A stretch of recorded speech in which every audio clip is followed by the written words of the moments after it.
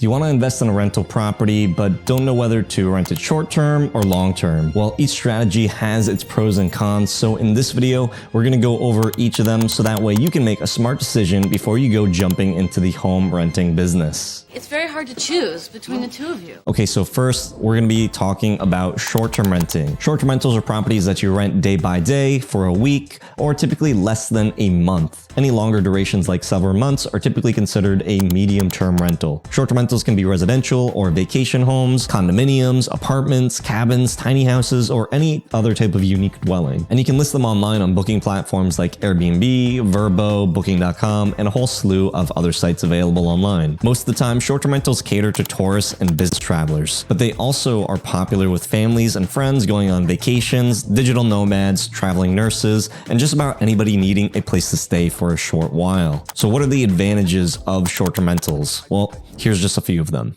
Number one, earning power. If your short-term rental or STR is on the right market, it can make a lot more money than a long-term rental or LTR. With a short-term rental, you can easily change the rent rate depending on what the current market rate is. You can also set a minimum length of stay for your peak season so that way you can make the most amount of money and not just have short days during those peak times. Depending on the demand and the conditions of your market, a short-term rental could bring in 2 to 3 times as much rent each month as compared to a long-term rental. Let's say a property only makes $1,000 a month if it was rented out for a whole year. But that same property could bring in $3,000 a month if it was rented short term, meaning you're renting it anywhere from a few days to a few weeks each year. So you could make up to $24,000 more a year for the same property. That's a lot of cash.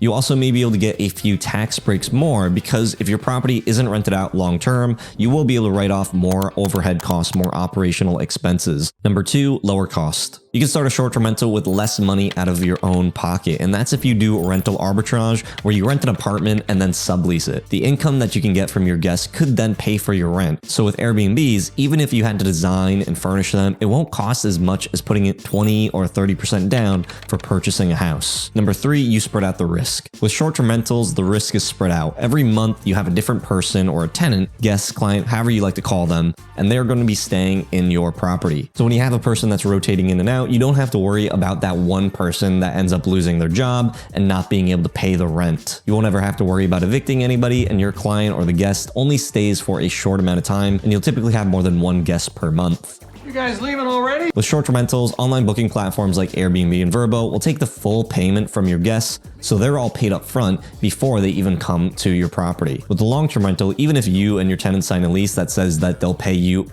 whatever dollar amount every month, they can go into a financial hardship and as a result lose their ability to be able to pay you. So you'd have to go through a lengthy, tiresome process of evicting them. Now. You're evicting your tenants? One risk with short-term rentals that you don't have to face with long-term rentals though is that they're in the tourism and hospitality industries. So if the economy takes a downturn and people avoid traveling for a while, it's more likely that your business would hurt more than a traditional long-term rental. Number four, freedom to use or sell. This is a huge benefit, especially if you love going on vacations yourself, and even more so if your property's in other places that you love to visit. And if for some reason you need to sell your place in the months ahead, you're free to do so because it's a short-term rental. You're not tied down to a tenant or any lengthy contracts. Number five, better maintenance. A short-term rental will actually benefit maintenance-wise from the frequent turnovers from you and your cleaners having to take care of the property from guests coming in. Your business is literally making a house very habitable and making sure that it looks as good as its pictures. Turnovers will not only result in excellent sanitation, but they'll also let you know if something needs to be repaired or improved. So your property is typically going to stay in the top condition the whole time.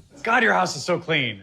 Now, all these advantages too come with some costs though. So here are the cons of short-term rentals. Number one, higher operating costs. If you own a short-term rental, you'd have to pay for all the regular cleaning, amenities, utility bills, Airbnb fees, local and state taxes. And if you don't plan on managing the property yourself, you have to pay a co-host or a property manager. Peg, I have no more money.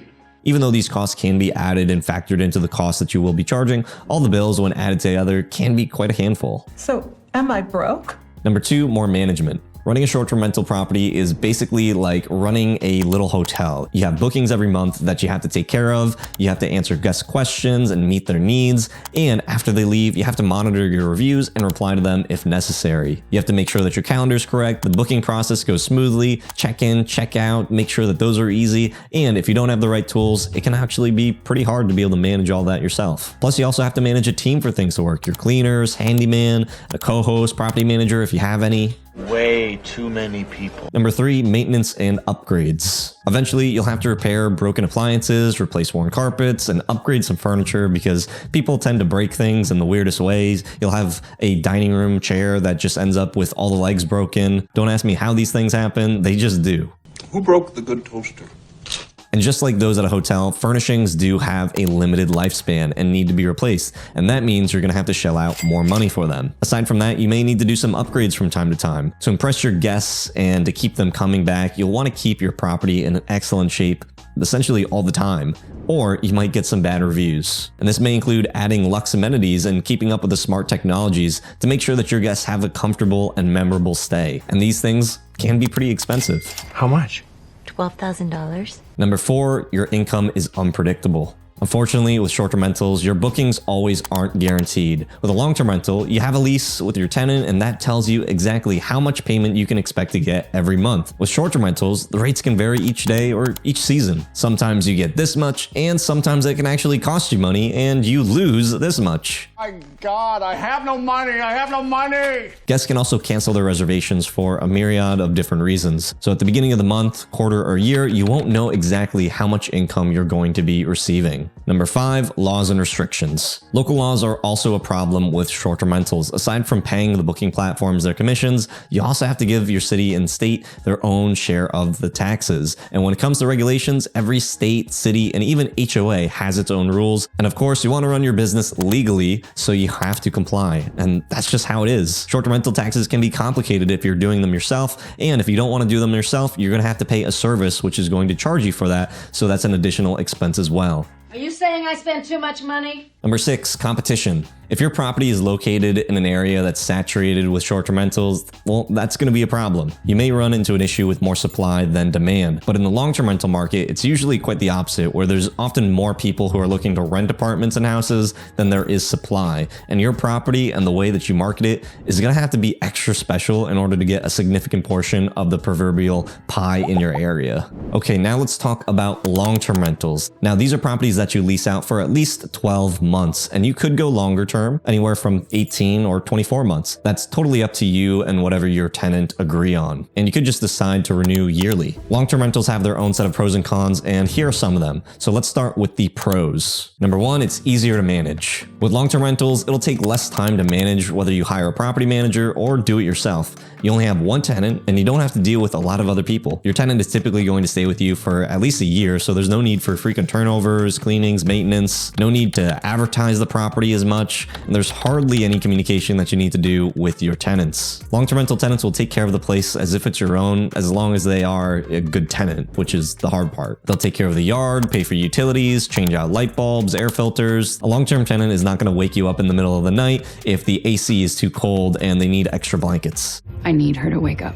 Usually they won't bother you unless there's a need for like a major repair. And if you decide to get a professional property manager for your property, the fees for long-term rentals are usually just between 8 and 10% of the rent. On the other hand, management fees for short-term rentals can be as high as 30% of the gross income. And that's precisely because short-term rentals are a lot more work in order to do because of the frequent turnovers and communication. So long-term rentals can truly provide that form of passive income that you may want from an investment property. Number 2, there's no need to furnish. You don't have to worry about getting furniture for a long-term rental. Tenants will be bringing most of their own stuff in, and the only things that you might consider providing, and this really comes down to where your property is located and what the normal thing to do is, are basic appliances like stove, washer, dryer, stuff like that. But in most cases, tenants will bring their own stuff. Where should I put these boxes? Number 3, steady income. You can expect the same amount of payments to come each month, and it doesn't really fluctuate. That makes it easy for you to plan for maintenance and repairs, if any, and estimate how much you could profit from your investment. As long as you have a good tenant that always pays on time, your paycheck is guaranteed each month. Now, here are the cons of long-term rentals,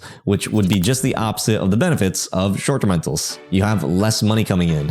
One of the biggest problems with long-term rentals is that you have no freedom to raise the rent during the lease. That means your cash flow is limited to what's written in your lease, and you can't expect to change it until your contract is over and the tenant considers renewing, or you open it up to another renter. And as a rule of thumb, you can only raise the rent by a small amount each year. A lot of locations do have rental caps where you can only adjust it incrementally. Number 2, risk of the tenant who is not qualified. Because a long-term rental usually has a 12-month lease, it's critical to only get the right tenants in, and it's quite an effort to find them because when someone is going to be living with you for a long time, you have to make sure that they're a good fit. You'll need to interview them and check for references before writing any contracts. Okay, what's your favorite color? For short-term rentals, the process is usually much easier, especially with tools like instant booking from Airbnb. And even if you have the best tenant screening process in place, you may sometimes get a tenant who's always complaining, pays the rent late, or damages the property. I can't really afford to move or pay rent. And if a tenant stops paying, you're pretty much out of luck. You'd have to go through the whole eviction process, and that could be difficult and cost you a lot of money. Third, you can't use the property. Obviously, if you wanted to use your property for the weekend, you wouldn't be able to just ask your tenant to leave because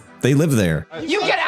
Okay. Get out of my house! You won't be able to do any last-minute trips to your mountain lodge or a 4th of July party at your beach hut. You won't easily be able to do maintenance and security checks either. So the upkeep and condition of your property really now depends on your tenants and their standards of sanitization. And if their standards are vastly different from yours, you'll just have to accept that. Ooh, shiny. How would you clean this thing? So which one is better? Well, there's no right answer for everyone, and it really depends on your capability and business goals. Something that seems like a pro to someone might be a con to you. Like I said, short-term rentals need more time and effort to manage, but the extra money they bring in can be worth it, especially if you're in the right market and you're using the right tools like short-term rental software. If you don't like taking risks and want a very passive investment and a stable income, then long-term rentals might be the better option for you. So I don't think that there's a single strategy that works for everyone. Just pick one that fits your needs, wants, and goals. If you want to keep updated on the latest tips and forecasts on short-term rentals, hospitality industry, then stay tuned to this channel. You can also visit our blog, shorttermsage.com, or subscribe to this channel where we will be providing you a lot more wisdom, tricks, stuff like that, all related to the short-term rental and real estate markets. Until next time, Host Nation, keep on hosting.